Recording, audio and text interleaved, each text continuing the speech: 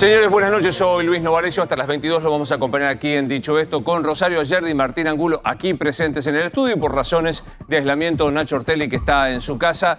La gran pregunta es, a partir de esta reunión que se dio en el día de hoy, ¿qué va a pasar? Lo anticipaba también Rosario. Miércoles o jueves podría haber nuevas medidas. No más porque el viernes se termina el decreto que afecta estas restricciones del 30 de abril, que tuvo su mayor detonante con las clases presenciales, pero hay mucho más que se va a contar. Nos vamos a ir a Casa de Gobierno. Allí está Marcelo Padovani. Urgente, nos vamos a Casa de Gobierno. Luis, ¿cómo te va? Buenas noches. Estamos aquí en la reja de la Casa Rosada esperando la salida de los funcionarios. Aporto algún dato más a lo que decía Rosario. Hubo 16 infectólogos por Zoom, me dicen. Y bueno, los funcionarios, tenemos una foto, yo le mandé, Luis, una foto a la producción donde están los funcionarios viendo una pantalla donde están los infectólogos. Cafiero, sí. Carla Bisotti, De Pedro, Rossi, Sabina Frederick, la ministra de Seguridad también, y Vilma Ibarra, que era una funcionaria que no tenía y que en los últimos minutos también nos enteramos de que estaba aquí presente en el encuentro en la Casa Rosada. Expectativa por los posibles anuncios de esta semana. Luis, recordemos, como bien señalabas, que el viernes vence la restricción que había impuesto el Poder Ejecutivo por primera vez, entre comillas, hasta el 30 de abril. Marcelo, como lo decíamos con Rosario, digamos, no hay que esperar ya en la inmediatez una medida. Da la impresión que hasta miércoles o jueves se va a estar esperando el anuncio por parte del gobierno. Sí, Luis, porque sabés que hay además una reunión mañana, mañana es martes, mañana y el miércoles de Bisotti con especialistas en salud de las provincias.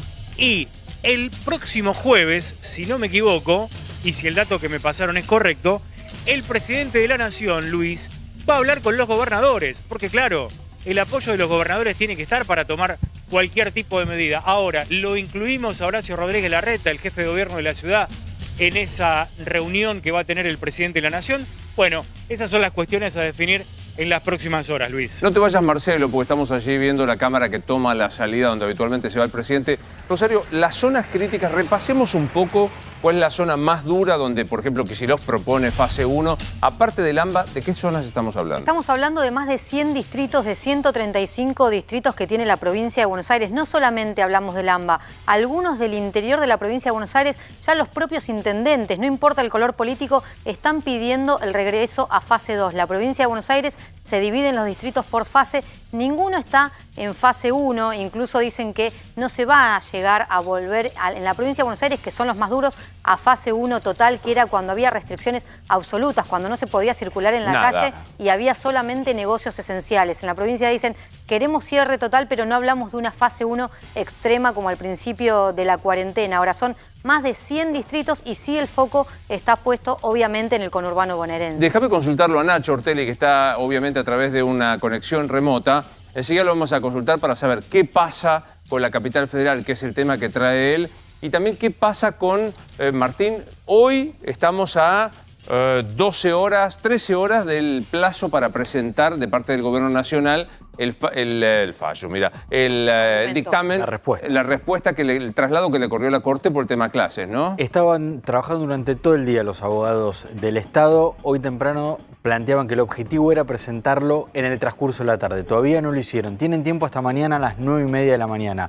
La pregunta es, ¿con qué plazo después va a trabajar la Corte? Porque lo que está objetando Horacio Rodríguez Larreta vence el viernes. El viernes es el último día del actual decreto de suspensión de clases presenciales que en la Ciudad de Buenos Aires no está rigiendo. Hay que ver si el gobierno después sigue con esta medida, si hay alguna presencialidad administrada y eventualmente el gran punto está puesto en si la Corte va a dictar un fallo, que la Corte va a dictar un fallo, es en qué términos y si marca un poco la cancha tanto a Alberto Fernández como a Rodríguez Larreta de acá en adelante en cómo se deben tomar las medidas. Bueno, tratemos de hacer un resumen, no estamos adivinando las medidas, te estamos tratando de contar a vos que estás en casa con Marcelo, con Rosario, con Nacho y con Martín, de lo que puede llegar a anunciarse. Veo un movimiento allí, Marcelo, de funcionarios que se están yendo. Sí, ustedes, a ver, con la cámara del Zoom van a poder, con el Zoom de la cámara, mejor dicho, van a poder ver mejor que yo, que estoy en la reja, Luis, a ver quiénes van saliendo. Claro, vos crees que yo veo. O sea, vos no contás con mi astigmatismo, Marcelo. Pero lo voy a intentar. Lo voy a intentar. Estamos igual, Luis. No. Estamos igual. Pero digo, allá estamos viendo algunos funcionarios, sale. no alcanzo a ver quién es este funcionario, por lo menos no parece un funcionario de primerísima línea, un ministro. Que ni secretario de Estado siquiera. A ver, yo les voy Te haciendo... cuento cortito, Luis. Sí, A ver. Marcelo. Sabés que estuvo Héctor Daer también hace un rato, pero no participó de este encuentro. Y especulábamos que sí, porque digamos, Daer tiene que ver con el sindicato de la alimentación, ¿no? Pero no participó del encuentro en principio. Y el Chino Navarro, que suele venir también, porque es funcionario, ¿no? Claro. Del Ministerio de Desarrollo Social. Se acaba de retirar también, Luis. Y tampoco participó, que igualmente estaba en la Casa Rosada, Alberto Fernández, el presidente. Claro. A ver, tratemos de hacer exactamente, un panorama de situación de cosas importantes y se los voy preguntando a cada uno para que veamos. ¿Está ya resuelto, Rosario, el tema de presencialidad? Sí, toda, presencialidad, no toda en las escuelas. No está resuelto y es la última batalla que van a tener que dar entre el gobierno de la ciudad y el gobierno nacional. Alberto Fernández asegura y dice que se tiene que continuar con esta medida. En la reunión de hoy, por lo menos 2 infectólogos ya dijeron que no están a favor de la presencialidad en las escuelas durante las próximas semanas, algo que cambió la semana pasada porque los infectólogos no habían propuesto que se frenen las clases. Marcelo, ¿trascendió algo más o algo distinto de lo que está apuntando recién Rosario?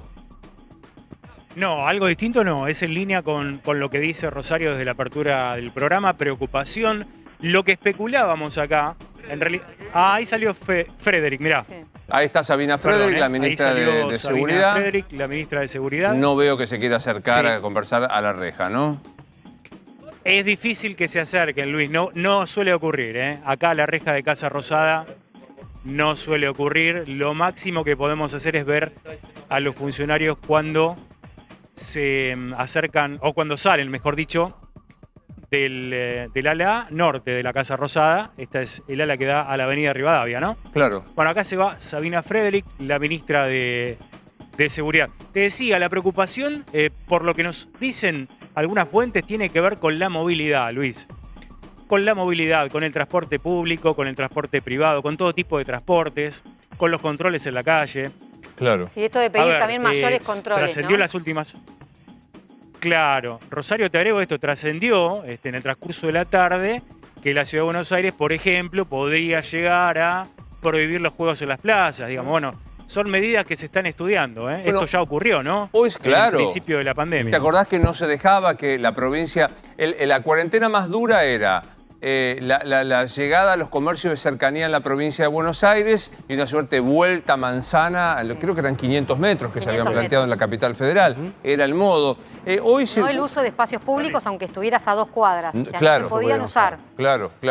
Hoy circuló la versión, te pregunto Rosario, y me cuenta cuando lo podemos sumar a Nacho Ortelli, hoy circuló la versión de que se restringiría más la actividad comercial haciendo una especie de casi takeaway en todos los comercios. Es decir, poder llegar hasta un comercio, de indumentaria, por ejemplo, no ingresar como se hace ahora, sino que ser despachados de la puerta o las ventanas. Y esto también nos hace acordar a la cuarentena más dura del año pasado, que cuando se abrieron incluso algunos comercios, lo que se hacía era esto, el takeaway sin atender en público. Es lo que está evaluando. A ver, la ciudad lo que admite ahora es que tiene que haber más restricciones. Claro. Las camas de terapia intensiva llegaron al 83% de ocupación en el sistema público. Eso es la totalidad. O sea, claro, 83 es el que está total, todo, digamos. Sí, está al límite del colapso. Bueno, ¿qué es lo que dicen? Tiene que haber más restricciones. No quieren negociar la presencialidad en las escuelas. Entonces tienen un plan para avanzar con el gobierno nacional y con la provincia de Buenos Aires para discutir hasta dónde se puede cortar la circulación y justamente estos espacios públicos o los comercios, a no ingresar a los comercios y demás, serían las primeras medidas que el gobierno de Horacio Rodríguez Larreta está dispuesto a negociar. Bien, querría sumarlo a Nacho Ortelli, que está de manera remota, para preguntar, a ver, desde el lado de la ciudad, A, ¿cuánto de cercanía y de cambio de posición hay? B, ¿cuáles son las medidas que pueden manejarse? Nacho, buenas noches. ¿Cómo estás, Luis? ¿Cómo andan todos? Sí, hay un cambio en la ciudad de Buenos Aires respecto a la concepción de lo que está pasando. El viernes decíamos, Tiró muy enfático en decir que la curva estaba estable. Bueno, ya hoy el discurso cambió desde temprano. Tanto Santilli como Horacio Rodríguez Larreta en un Zoom plantearon que si la curva continuaba en ascenso iban a ser necesarias medidas de algún modo para tratar de aleccionar a toda la tropa, a la ala dura de Juntos por el Cambio, de que iba a tener que plegarse en algún punto a lo que dispusiera el gobierno nacional. ¿Qué piensa Horacio Rodríguez Larreta, Luis? Bueno, Sí. En principio quiere esperar hasta el miércoles. ¿Por qué el miércoles? Dice que ahí va a ser la fecha en la que va a tener realmente noción si las medidas que impuso el presidente días atrás tuvieron un efecto, y de alguna manera marca el miércoles como la posibilidad de un encuentro con el presidente. En la Ciudad de Buenos Aires, tanto en la ciudad como en Nación, hoy desmentían rumores de que entre hoy y mañana iba a haber una reunión con el presidente, pero sí está la puerta abierta para un encuentro entre ambos. ¿Qué piensa respecto a las clases? Bueno, ese es el límite. El límite es las clases presenciales, y es ahí donde yo veo que va a ser muy difícil que se pongan de acuerdo en ese punto. Te interrumpo para que me quede claro y graficarlo para quienes nos están viendo, Nacho. El gobierno de Larreta sostiene que todavía hay plafón para dar clases presenciales, al menos en algunos niveles, ¿es correcto? Exactamente. El camino intermedio puede ser lo que en algún momento pensó Nicolás Trota, que era administrar la presencialidad. Claro. ¿Te acordás que nosotros hicimos un gráfico que mostramos en el programa en el que hablábamos de la primaria, primer año, el jardín de sala de 5? Bueno, no tiene por qué ser todo o nada, plantean también en la Ciudad de Buenos Aires, de algún modo admitiendo esto que decíamos, que hay un cambio de postura. ¿Hay algún punto y seguido para consultarlo con Rosario y también con Padovani, que tenés línea abierta, Marcelo, para ingresar cuando haya alguna novedad? ¿Hay algún... Sí, Luis. ¿Hay algún piso de posibilidad de acuerdo en la administración de la presencialidad o la presencialidad administrada? Por ahora, para Alberto Fernández, no. No hay que ir a clases. No hay que ir a clases, es lo mismo que cuando se juntó con Horacio Rodríguez Larreta. Hay que continuar por lo menos 15 días más con estas restricciones para ver si finalmente se pudo bajar la curva. Es como dice Nacho, hoy los casos no reflejan lo que está sucediendo. Recordemos que es lunes, que se hacen menos testeos, que hay análisis que no están resueltos durante el fin de semana, por lo cual hay que esperar martes o miércoles, pero hoy los números altos no dan para volver a la presencialidad en las clases en el AMBA, tal como quiere en la Ciudad de Buenos Aires Horacio Rodríguez Larreta. Aquí está, Nacho, lo que vos planteabas de la curva de contagios, que nos ayuda a entender en todo el país, y luego lo vamos a tratar de desglosar por regiones, particularmente por el AMBA. Estamos arrancando desde el 1 de mayo y llegamos hasta el 23 de abril. Fíjense, ¿no? Acá teníamos en octubre un pico importante. El verano, la salida del verano, digamos, con este pico, y acá sí, que es que donde estamos parados ahora hasta el 23 de abril. Como casi lo duplica a octubre. Empieza. Claro, en el más celeste, digamos, el que vemos más alto, son los casos diarios, que acá trepamos hasta 20, ayúdame, Rosario, fueron 29.000. Casi 30.000. Casi 30.000. Claro, el problema... Bueno, sí, Nacho. Sí, el problema, Luis, que plantean, incluso ahora también en la Ciudad de Buenos Aires lo están empezando a admitir, es que por más de que la curva no crezca, si te mantenés en un piso tan alto, una meseta tan alta, como cambió también la pandemia y hay más casos de jóvenes internados, Luis, las terapias intensivas no están dando abasto por una cuestión positiva, que si se quiere, que es que los jóvenes afortunadamente pasan más tiempo en terapia intensiva, pero terminan saliendo, pero de alguna manera no están dando abasto para recibir a nueva gente, nuevos enfermos. Claro, porque digo, y también tener en cuenta, lo explicaba los otros días el doctor Stoll, si la memoria no me falla, que la característica de esta segunda o tercera ola, desconozco, de este momento del coronavirus, es la agresividad de la enfermedad que sostiene más tiempo a los enfermos en terapia intensiva. Es decir, que el nivel de rotación que se va produciendo de las camas de terapia intensiva es menor,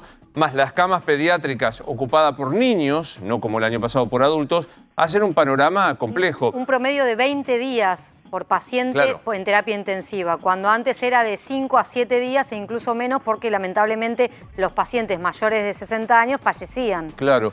Marcelo, siguen saliendo funcionarios allí en Casa de Gobierno por lo que vemos, ¿verdad? Sí, Luis, siguen saliendo funcionarios. Ahí está Agustín Rossi.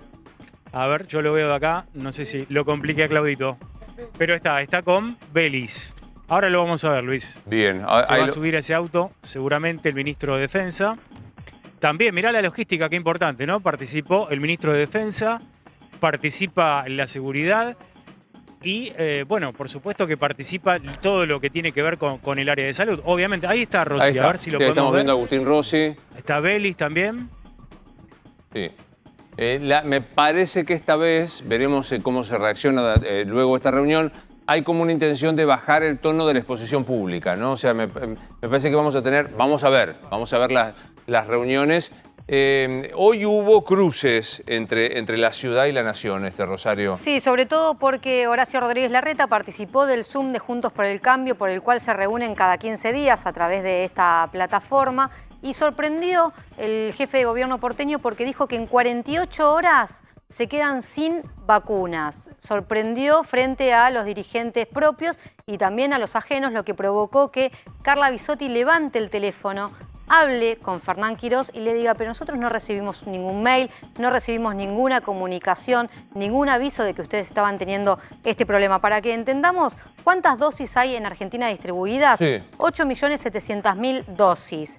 ¿Cuántas aplicadas? 7.334.000. En Buenos Aires hay 758.000 dosis distribuidas y aplicadas 728.000. Es decir, hay 30.000 dosis que tiene por ahora el gobierno de la ciudad que en un día o 2 días las puede aplicar. ¿Y cuál es el problema? Están llegando vacunas, pero ¿cuál está llegando? La Sinopharm. Y la Sinopharm, el gobierno nacional anunció la semana pasada que debía ser aplicada para segundas dosis. Es decir, el gobierno de la ciudad lo que dice es, nosotros nos estamos quedando sin vacunas para aplicarle a nuevos ciudadanos, Claro. es decir, a los mayores de 65 años que se empezaron a vacunar y que todavía no terminamos con esa franja etaria. En el gobierno nacional dicen, no se preocupan, que esta amenaza siempre la hicieron los días previos y demás, y las vacunas siempre terminan llegando. Está con nosotros la doctora Rosa Bologna, que es la jefa del Servicio de Infectología del Garrahan. Doctora Bologna, buenas noches, ¿cómo le va? Hola, buenas noches. Bien, empiezo por el pago chico. Cuénteme el panorama en su hospital, doctora. En el hospital tenemos en este momento 31 pacientes internados con COVID, 4 de ellos están en la terapia intensiva y las salas COVID tienen un 86% de ocupación, las UCIs un 75%. Así que estamos con un número importante de pacientes, si bien siempre el hospital tiene la posibilidad de adaptar distintas salas, y a su vez hay otra sala en donde se internan los pacientes sospechosos que de alguna manera actúa de soporte, porque los pacientes quedan ahí hasta que se hace el diagnóstico y luego pueden pasar a las otras salas. ¿Qué capacidad total tiene el Garrahan de terapia intensiva? ¿Cuántas camas en total hay, doctora? Bueno, tenemos 120 camas de terapia intensiva, pero de las cuales están la mayoría que son salas, son terapias intensivas, pero que están especialmente dedicadas, por ejemplo, están las neonatales, Claro. la cardiovascular, las de trasplante, las de quemados. Así que en este momento están acondicionadas para COVID 6 camas en terapia, en esa terapia. Y por eso le digo que en general tenemos 75% de ocupación, y de esa UCI que se ha dedicado a COVID está también el 75% cubierto. Doctora Bologna, hay un temor, usted me dirá si fundado o infundado, por cómo está afectando en este momento de la pandemia a los chicos, a los menores. Insisto, ¿es un temor fundado o infundado? Sí, hay un incremento en el número de casos en el grupo de 0 a 19. Esto lo venimos viendo desde el mes de marzo, se intensificó a partir de abril. Estuve revisando los datos en relación a los estudios, a los testeos, Y bueno, lo que ocurrió es que se fueron duplicando el número de testeos y la positividad, que en el mes de febrero era de 2-3%. Nosotros, la verdad es que somos generosos para el testeo. Después, en marzo ya hubo un 7-8% y ahora estamos en alrededor de un 15% de positividad, que es lo que corresponde. Claro, total.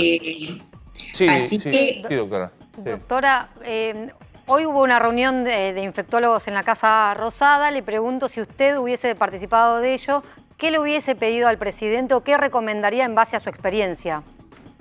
Bueno, nosotros lo que estamos pidiendo es realmente que haya una reducción en la circulación, en la movilidad.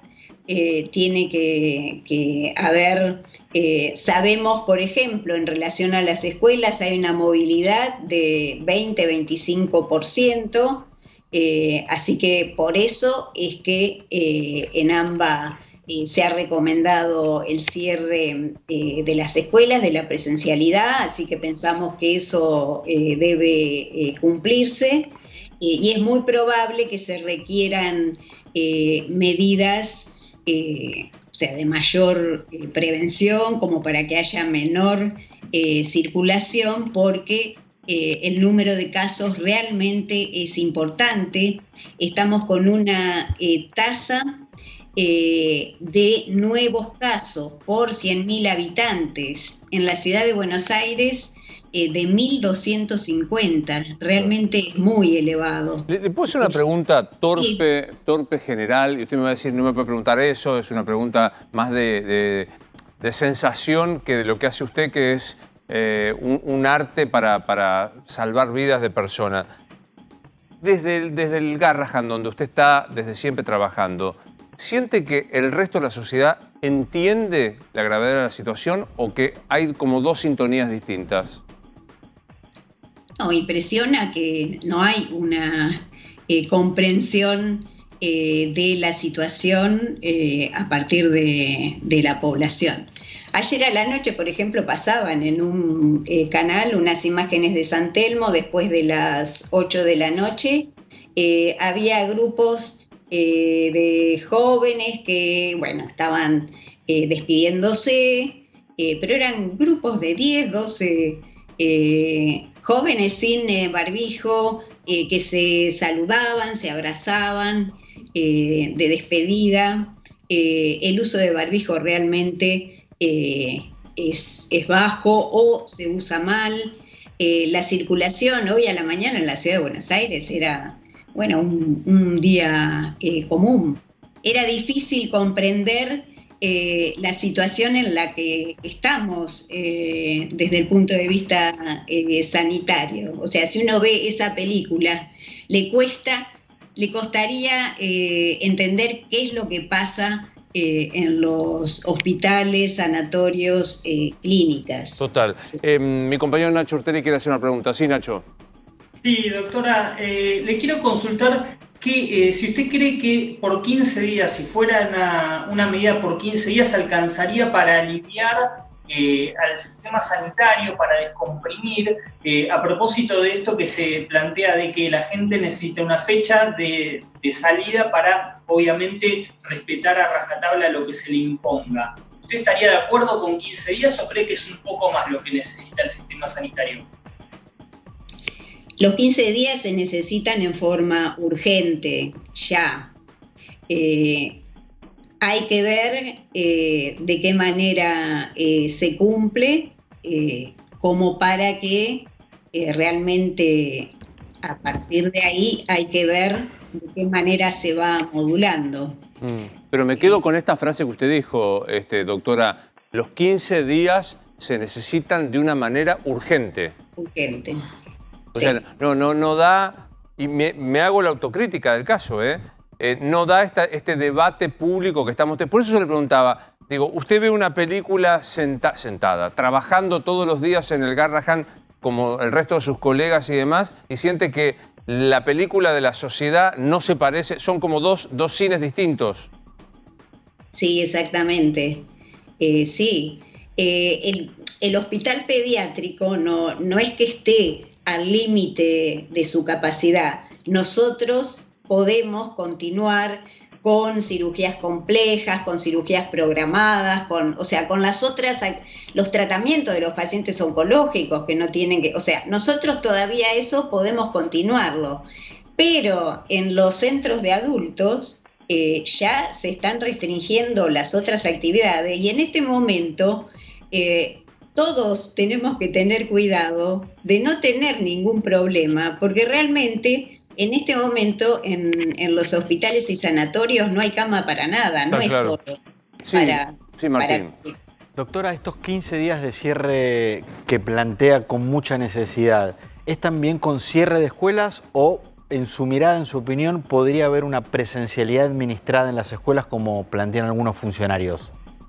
No, en mi opinión ahora deberían ser, hay que cerrar también la presencialidad.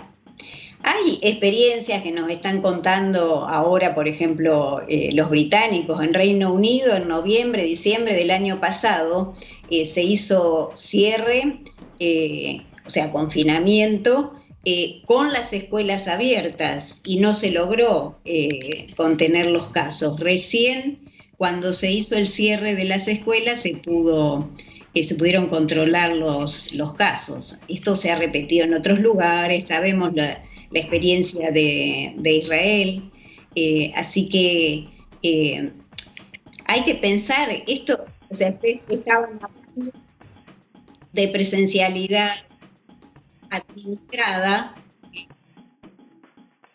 y eso se plantea con un número de casos mayor a 200. Yo estoy mencionando que la tasa en este momento en Ciudad de Buenos Aires es de 1.250.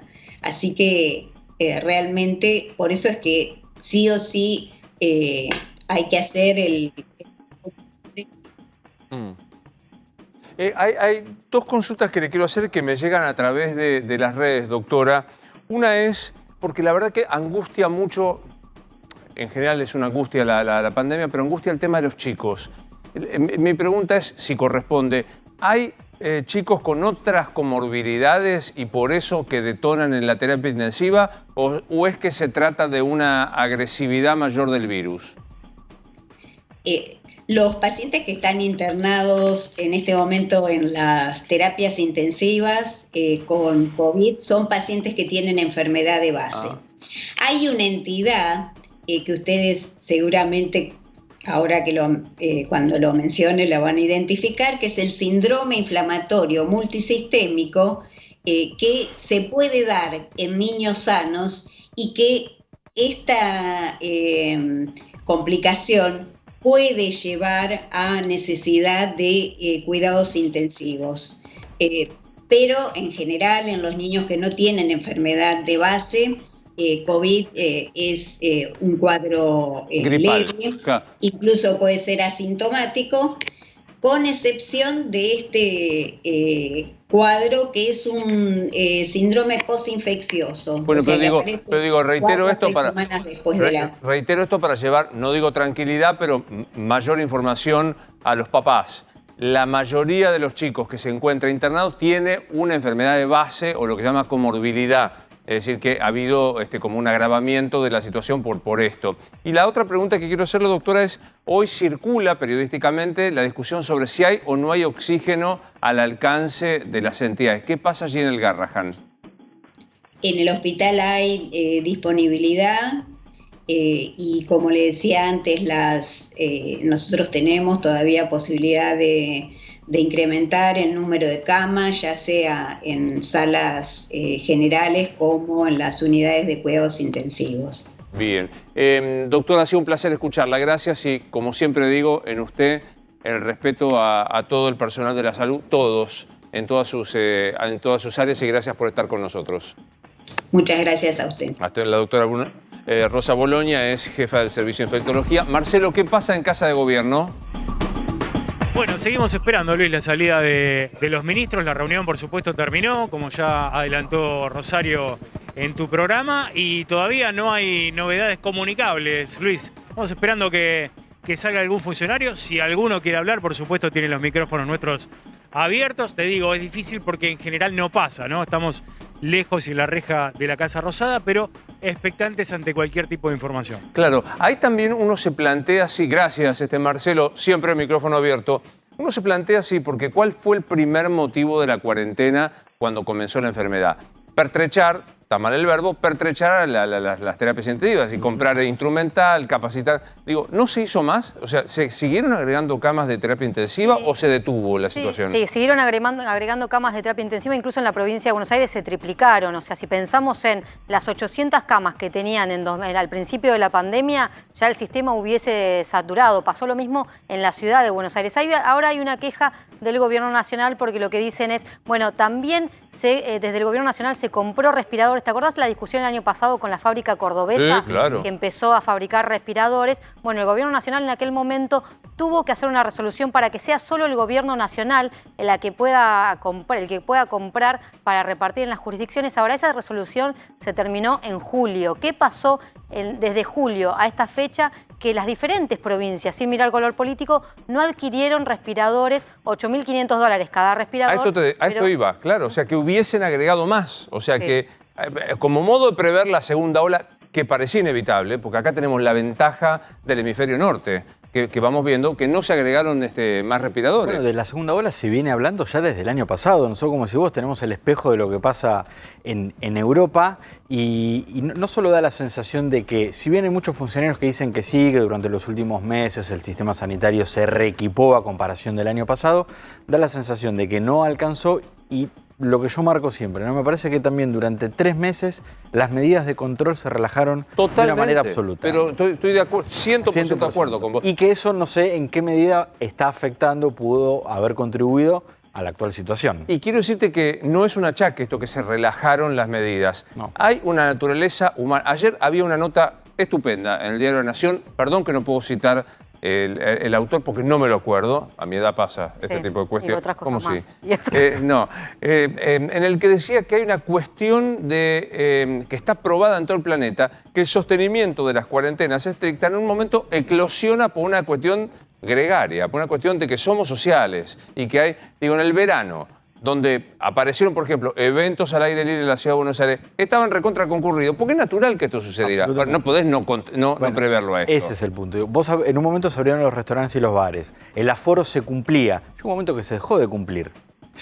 No hubo más controles. En el transporte público ahora vemos en un montón de estaciones que se está controlando muy bien. Bueno, durante el verano no se controló absolutamente nada. Pero no tiene también que ver que ya era de una manera incontrolable porque era imposible seguir controlando, digamos, seguir sosteniendo. Estaban habilitados, no es que no había controles. Todo no lo podés se había controlar habilitado. Hasta el decreto estaban habilitados las fiestas de hasta 200 personas.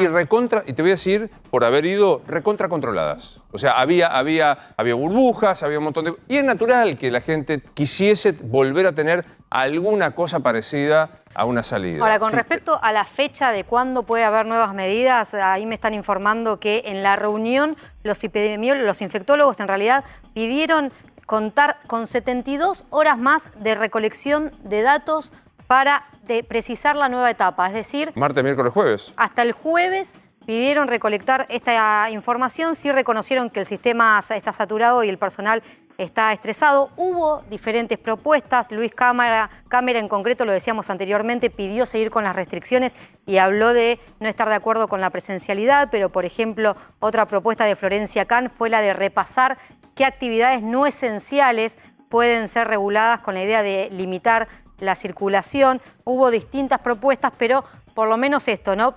72 horas más. Dato central, Rosario, acabas de dar. O sea, atención a lo que estamos diciendo, porque hay una gran expectativa de saber cuándo salen las medidas. ¿Salen mañana, salen pasado? Los infectólogos acaban de decir. Y acordaron con el Gobierno Nacional en la necesidad de contar con 72 horas más de recolección de datos para precisar la nueva etapa. O sea, martes, miércoles, jueves vas a tener datos. Sí. Con suerte el viernes estamos acá como siempre. O el jueves a la tarde vamos a estar viendo cuál es la nueva etapa si contamos estos números del lunes. Bueno, asumo que tendrán hipótesis. Si los datos son estos, vamos a tomar esto. O sea que no llegaremos al jueves y empezaremos a improvisar qué medida tomar. Sí, Nacho, ¿querías agregar algo? Sí, Luis, respecto a lo que se puede venir, por ahora no se habla en fase 1, pero sí de más restricciones. Ahora, el punto, Luis, hace falta que el gobierno, que el Estado, ya sea nación, ciudad, provincia, nos digan cómo nos tenemos que cuidar después de la situación sanitaria que se está viviendo. Me parece que también hay mucho que en su momento se ve relajado por una cuestión de necesidad psicológica. Sí, claro. Ya una cuestión de cansancio de un año nefasto como fue el pasado, pero ya ahora entramos en otra etapa y me parece que más que nunca tiene que primar el interés general, ¿no? Sí. La gente tiene que ser consciente. Si caes ahora, estoy de acuerdo, no tenés lugar. Y creo que prima, además. Sí. ¿Cómo? Creo que hay mucha gente que se está cuidando mucho más que antes. Sí, pero estoy de acuerdo con algo que vos estás diciendo, Nacho, que era razonable que hacia el verano uno se relajara y decidiera tener una actividad un poco más sociable y que ahora no. Ahora, en esta circunstancia, y con esto que dice Martín Angulo, hay que aprovechar no para una disidencia, una pelea política, obvio, digamos. obvio, Tenés la semana pasada Trota, sí, que acusa a la ciudad. Frederick, que manda una nota. Soria, que les escribe a los colegios. Larreta, que contesta. Digo, me parece que no es el momento. Lo que pasa que, Luis, perdón, sí, Luis, el problema sigue siendo los controles. Otro punto que no están de acuerdo la nación y la ciudad son los controles. Hoy me comentaban cerca del presidente, decían, a nosotros nos alcanza con que se cumplan los controles. El tema es que no se están haciendo en la ciudad de Buenos Aires. Sí. Y ahí está el principal problema, porque la ciudad cree que así como Alberto Fernández no mira mucho a la ciudad, no mira a la provincia. Claro. Entonces esa puja política uno no entiende cómo se va a resolver. Yo querría, porque ahora lo vamos a sumar al doctor Alejandro Sayet, que es el director del Hospital Eva Perón de San Martín. Estamos en la ciudad y nos vamos a ir a la provincia. Pero me gustaría, Nacho, Rosario, Martín, que hagamos un recuerdo, digamos, hipótesis. Primero ya tenemos un dato objetivo que da Rosario Ayerdi. 3 días más de recolección de datos. O sea que hasta el jueves, por lo menos, no esperemos una decisión tajante sobre ni este unilateral tema, como la vimos anteriormente de Alberto Fernández. O sea, vamos a tener que transitar un martes, un miércoles y un jueves mirando con atención las curvas. Vamos a suponer que se vuelve a fase 2 o que se vuelve a fase 1. ¿Me ayudás, Nacho, a pensar, a recordar que eran fase 2 y fase 1? Claro, porque te acordás, fase 2, Luis, vamos que con fase 2. El año pasado lo teníamos muy aceitado el tema de sí, qué es fase 1, qué es fase 2. Sí. Fíjate, fase 2. Bueno, esenciales en la calle, trabajando y un poco más, algunas actividades que había agregado el gobierno. ¿Puedo detenerme ahí, Nacho? Sí, ¿cómo porque no? hoy tenemos esenciales más de 100. Claro. O sea, se fueron incrementando. Los esenciales eran los comercios, claro, los esenciales eran los comercios de alimentos, farmacias, supermercados, no había mucho más. Salud, seguridad. Comercios de... O sea, transporte. Ahora, la idea de este esencial, Nacho, ¿cuál es? ¿Restringido? Es recortar, claro. Es recortar. Hay una nómina de esenciales muy amplia que en su momento se la fue agregando para que se pudieran subir al transporte público, pero que va a volver a ser lo esencial un poquitito más. Movilidad hasta el 25% del total. ¿Hoy en cuánto estamos? Bueno, hoy estamos muy arriba, estamos en 60-70%, muy alto, muy alto. Tiene que bajar y lo están viendo. Comercio de cercanía, esto es una zapatería, una mercería, perfumerías. No termina de ser esencial puntualmente. ¿Cuántos años tenés, Nacho? Mercería. Bueno, va. ¿Y la circulación restringida implicaría qué cosa? Bueno, no es prohibición de circulación. En fase 1, recordá, en fase 1 no podés salir a la calle, es algo que se hace esencial. Circulación restringida se habla de, a unas cuadras a la redonda, o si tenés... o si estás dentro del grupo de personas que pueden movilizarse dentro de ese poquito más de esenciales. Algunas actividades deportivas, por ejemplo, los runners. Los benditos runners, que el año pasado fueron materia de análisis en animales eternos con nosotros. Pero acá sería deportes colectivos con un límite, o sea, bajar. Y la gran pregunta que hoy Goyan detonó con una alarma para muchos, no al fútbol. Goyan dijo hoy no al fútbol porque si ponemos una excepción para el fútbol tenemos que poner para otros temas. Aquí sería una complicación. Bueno, fase 2. ¿Y fase 1 qué sería, Nacho? Bueno, fase 1. Volviendo a la fase 1. Los comercios esenciales, lo que decía Rosario, supermercado, cuestiones de farmacias, muy chiquito, la movilidad está al 10%, restricciones mucho menos, a nivel claro. nacional. Claro. Restricciones a nivel nacional, el presidente decidiendo qué se abre y qué se cierra, algo que en su momento fue criticado. Prohibición de circulación extrema, solo esenciales en la calle, en cualquier hora del día. Y obviamente nada de runners, nada de fútbol, nada de actividades en conjunto, ¿no? Bueno, lo sumamos a nuestra mesa al doctor Alejandro Zayed, que es el director del EVA Perón de San Martín. Doctor, buenas noches, ¿cómo está? Hola, ¿qué tal? ¿Cómo les va? Bien, le hago la misma pregunta que le hacía recién a la doctora Bolonia.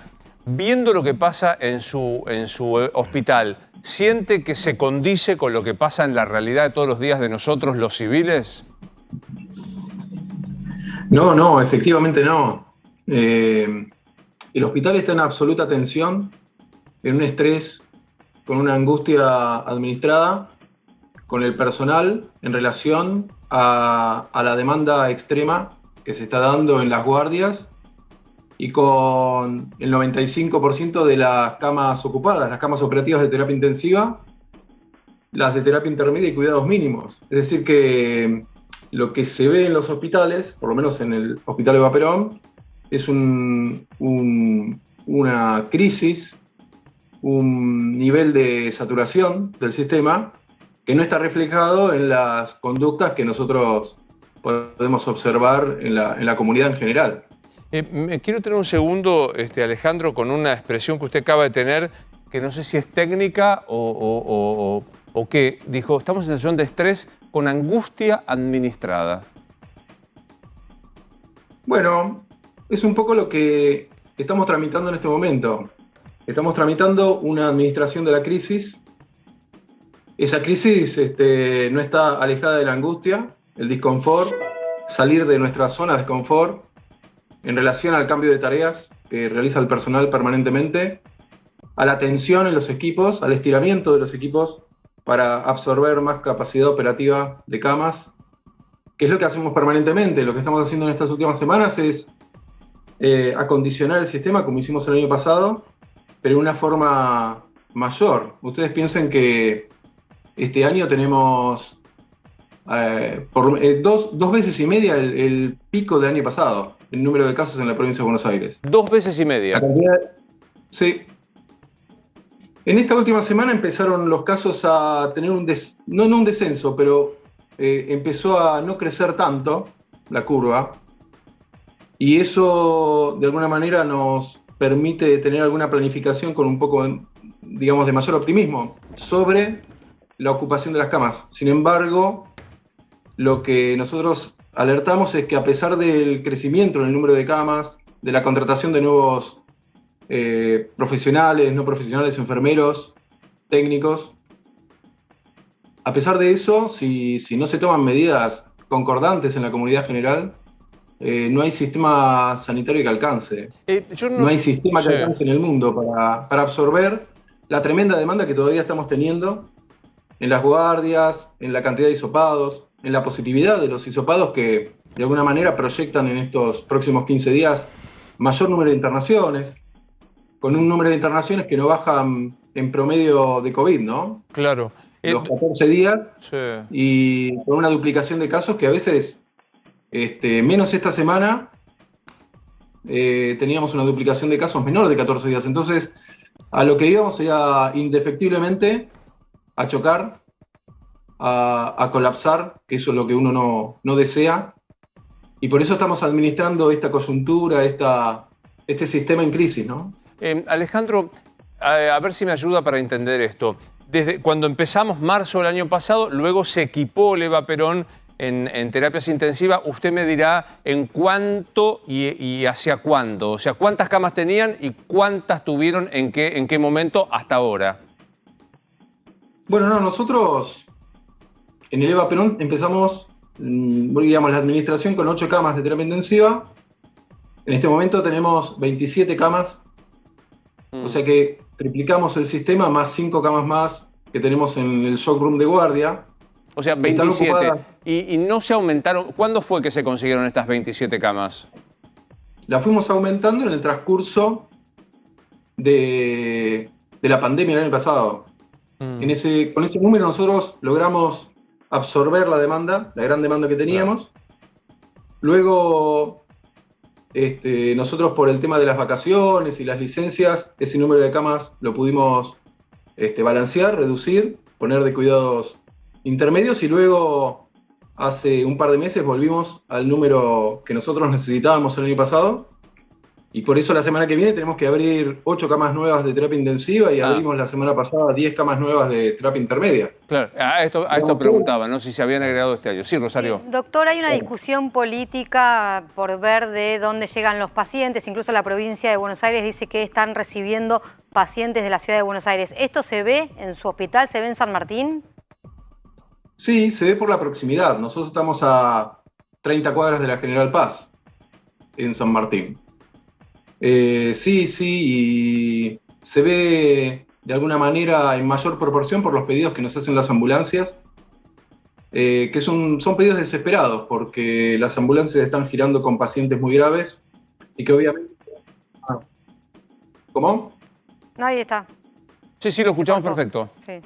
No, decía que son pedidos desesperados que absorbemos en las guardias, en las terapias intensivas, que son shock room de guardias, como para asistir a los pacientes con oxígeno y bueno, los respiradores. Claro. Aumentando la capacidad operativa también de guardia COVID. En esta última semana, imaginen que hay alrededor de 12 pacientes a 15 pacientes todos los días para internarse en el hospital. Por eso hay una administración y una gestión de camas muy selectiva, muy inteligente, que tenemos que hacer todos los días con un tablero de comando, en el cual se determinan altas o egresos anticipados del hospital, con una descarga eventualmente a centros de menor complejidad para poder absorber a estos pacientes, convirtiendo a los hospitales, por lo menos al Hospital Eva Perón, que es uno de los hospitales más grandes del conurbano, en grandes posibilidades de terapias intermedias y terapias intensivas, porque eso es lo que está requiriendo la presión de demanda, digamos, de la guardia. El problema es hasta dónde llega esto, ¿no? Hasta dónde alcanzan los respiradores, que tenemos muchos, por suerte. Eso, tenemos un buen equipamiento en ese sentido. Pero hasta dónde llega el equipo de salud también con esta atención. Y eso es también lo que hay que administrar. O sea, doctor, que ustedes hoy, por si mal no lo entendí, corríjame, hoy están eligiendo a quién internan en terapia intensiva y a quién no. No, todavía eso no lo estamos haciendo. Digo todavía porque puede ser una proyección plausible. Para eso se están organizando los comités, bueno, los tenemos organizados desde el año pasado, los comités de bioética asistencial, que permiten acudir en esas situaciones, en los dilemas éticos que nos pueden llegar a ocurrir. Favorablemente el año pasado no ocurrió, no tuvimos que llegar a ese nivel de decisiones, pero bueno, las proyecciones de este año son diferentes, ya les digo, son mucho más graves. Y el equipo de salud está sostenido de alguna manera también por equipos conformados por salud mental, trabajo social y enfermería, que están, bueno, recorriendo el hospital y con una escucha rápida, ágil, incluso telefónica, de nuestros compañeros y compañeras que a veces se encuentran muy, muy tensos, muy angustiados en estas situaciones tan complejas, ¿no? Ahora, doctor, con este nivel de ocupación de camas que cuenta con la demanda que tienen en su hospital, internamente, ¿ustedes con este nivel hablan de una fecha tope para que el sistema pueda responder correctamente? El sistema viene respondiendo con mucho esfuerzo, ¿no? Con mucho esfuerzo. Es una red sanitaria en la provincia de Buenos Aires que realmente está en un límite. Por eso es que ese límite nosotros lo vamos como corriendo la cancha, como para tener más número de camas y absorber realmente esa situación. Y trabajamos todos los días desde muy temprano para tratar de que nadie se quede sin su respirador o sin su cama. A veces tenemos que esperarlos en la guardia, a veces esperar las derivaciones. No están saliendo las derivaciones al sistema privado. Tenemos que absorber pacientes del sistema privado de atención, donde ellos no tienen mucha más flexibilidad. Pero bueno, el sistema de salud de la provincia de Buenos Aires tiene una red muy amplia de hospitales y intentamos que al menos, aunque sea lejos, cada uno tenga la posibilidad de tener su boca de oxígeno, que tenga su respirador, pero es una situación inquietante, bastante angustiante por momentos. Recién mi compañera, la doctora Rosario, planteaba si hoy usted hubiese estado en la Casa de Gobierno con los infectólogos, siendo escuchado por los ministros, no importa de qué área ni de qué jurisdicción. Alejandro, ¿qué les diría a usted? Digamos? O sea, ¿qué deberíamos hacer nosotros como sociedad y qué decisión debería tomar el dirigente político para conducirnos como sociedad? Bueno, yo creo que hay que tomar un poco las medidas que se tuvieron haciendo y tomando en otros lugares del mundo que fueron exitosas.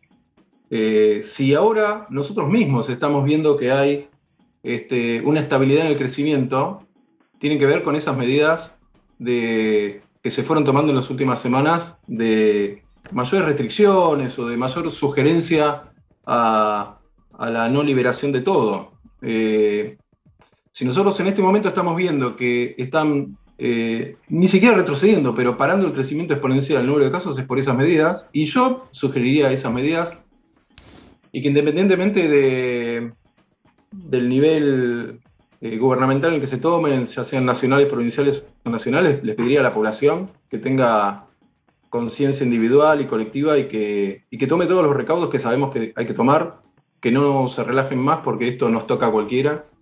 Este virus es muy contagioso, lamentablemente muy letal y no discrimina a nadie, digamos, no discrimina en clases, no discrimina en trabajos, en trabajadores, en hombres, mujeres, religiones, no discrimina, y esto lo vemos después con el pedido desesperado de camas de terapia que intentamos absorber, pero como les decía antes, si no hay medidas complementarias me parece que no aguanta. No vamos a llegar a un buen momento. No lo quiero llevar, doctor Sayed, que usted diga hay que tomar tal cosa, hay que cerrar tal o cual cosa, pero digo, trato de ser lo más gráfico posible. Digo, hoy, lunes, arrancando con esto que te dijo, una estabilización en una curva muy alta. Hay que parar, hay que volver a parar como paramos el 18 de marzo y solo sostener lo esencial. Sí, yo creo que sí. Probablemente hay que hacer una administración también, hablando de administración de crisis, una administración de esos toques que nos permiten a nosotros, al sistema sanitario, poder descargar las camas. Es muy simple, de alguna manera. Si nosotros vemos que esas medidas de restricción sostienen una disminución o por lo menos un parate en el crecimiento de la curva, es fácil de pensar, a nosotros nos va bien, como a todo el mundo les va bien en ese sentido. Después puede haber, no sé si fases diferentes, pero sí probablemente restricciones selectivas. O intermitencias, ¿no? O intermitencias. O intermitencias, sí, quizá. Sí. Claro. Sí, exactamente. Eso me parece que es lo que se está estudiando, se está pensando. Creo que es lo más efectivo, pero tiene que ver justamente con eso, con la posibilidad de que nadie se quede sin su respirador. Claro. De que no quedemos sin camas de terapia intensiva, tratando de que los trabajadores y trabajadoras de la salud no se quemen, no se tensionen, porque dependemos de ellos también, además de las camas y de los respiradores. Estamos en un momento en que hay también mucho desgaste de los trabajadores y trabajadoras. Tengo permanentemente reuniones sectoriales con ellos y hay una tensión que va más allá del desgaste físico, sino que es un desgaste psicológico que tiene que ver justamente con haber atravesado esta crisis el año pasado y, bueno, ver que esto está peor. Está claro, está claro. Uno lo sostiene en el tema de que, bueno, nosotros estamos todos vacunados, que eso es una ventaja que tenemos este año respecto al año anterior, donde, bueno, podemos tener como esa ventaja de que no hay ningún participante del equipo de salud internado con formas graves de la enfermedad. Hay contagios, hay bajas, hay aislamientos, pero no tenemos que estar lamentando víctimas fatales como el año pasado, y eso de alguna manera nos da una ventaja importante. El año pasado fue muy grave todo esto. Este año, bueno, hay que sostener a los equipos. Me parece que la sociedad tiene que entender esto de que no son solamente número de camas y respiradores, sino que hay gente atrás de esto. Por eso necesitamos que nos escuchen. No hay otra intención más que cuidar la vida frente a cualquier otra cosa. Después, eventualmente, se tendrá que discutir en otros estamentos cómo hacemos para recuperar de alguna manera las pérdidas económicas que se sustanciaron, las pérdidas del aprendizaje de los chicos. Todos tenemos chicos, la mayoría de nosotros también. Me deja preguntarle, me deja ser indiscreto, Doc. ¿Le puedo preguntar su edad? 52. O sea que hace un 30 años casi que es médico. Sí, desde los 23. Casi la pegó con este tema. ¿Y su especialidad cuál es, Doc? Yo soy cardiólogo. ¿Me equivoco si digo que es el peor momento? Para ponerlo en primera persona, ¿es el peor momento que le toca a usted enfrentar en sus 30 años de experiencia médica? Sí, totalmente. Yo empecé en la dirección del hospital, bueno, con un grupo de compañeros y compañeras, es un equipo grande de trabajo, 15 días antes de que empezara la pandemia. Y bueno, sí, realmente es un desafío enorme el que toca. En lo personal, como me decías, hay que sostener a todo un hospital y a un equipo muy importante, somos 1.800 trabajadores en el hospital. Para que no decaiga el ánimo. Sin embargo, todos ellos también me apuntaron a mí, desde lo personal. Somos un gran equipo y hay que estar orgullosos de todos ellos y ellas. Recordando lo que nos pasó también en el pasado, nosotros tuvimos compañeros y compañeras de muchos años, yo estoy en el hospital desde el 96, y que fallecieron por esto. Y bueno, nos tocaba esto, ¿no? Reunirnos en el playón central del hospital y despedirlos en silencio y con aplausos, pero sabíamos que eran compañeros nuestros de toda la vida. Y por eso repetimos esto de alguna manera, para que la gente no tenga que pasar por estas situaciones tan tremendas. Doc, te hago una pregunta. Ahora ya te tuteo porque como corresponde yo soy más viejo, siempre, no hay nadie más viejo que yo en estos programas. ¿Cómo te las arreglas? Digo, sos cardiólogo.